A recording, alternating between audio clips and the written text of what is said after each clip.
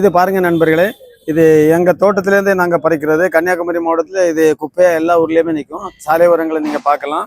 இதுதான் காந்தாரி. காந்தாரி மிளகுன்னு சொன்னாலே நாங்கள் வத்தல் மிளகு யூஸ் பண்ணுறதே கிடையாது. இந்த ஹை ப்ரெஷர் உள்ளவங்க எல்லாம் அல்சர் வந்துடுன்னு என்ன பண்ணுவாங்கன்னா, இதை 2 மிளகாய் அப்படியே எடுத்து சுடு தண்ணி குடிச்சிடுவாங்க நைட்டு. அவங்களுக்கு அந்த ப்ரெஷர் லோ ஆயிரும். ஹை ப்ரெஷர் இருக்கிறவங்களுக்கு அதுக்கு மெடிசனாக யூஸ் பண்ணுறாங்க. இது நம்ம மரத்துலேருந்தே பழுத்ததாக பறிச்சாதான் இந்த கலர் வரும், இல்லைன்னா அதை கலர் மாறிடும். அது மாதிரி இது பார்த்திங்கன்னா, இது வயலட் காந்தாரி. காந்தாரியிலே வயலட் ஒரு கலர் வருது. அதுக்கு விதைகள் கொஞ்சம் தான் இருக்குது. இந்த ஊர் மக்களுக்கு கொடுக்குறத நான் கொண்டு வந்திருக்கேன். வயலட் காந்தாரி ரொம்ப ரேர், உங்களுக்கே தெரியும். அது மாதிரி இது காஷ்மீர் மிளகு. ஆனால் இது எலிக்கு ரொம்ப பிடிச்சமானது. அதனால் காஷ்மீர் மிளகு நடுறதுக்கு நான் மக்களுக்கு பரிந்துரை பண்ணலை. ஏன்னா விவசாயிகளுக்கு நான் நண்பனாக இருக்கணுமே தவிர, அவங்க நட்டு பலன் கிடைக்கும்போது எலி சாப்பிட்டுச்சுன்னா அவங்க என்ன கேவலமாக பேசுவாங்க.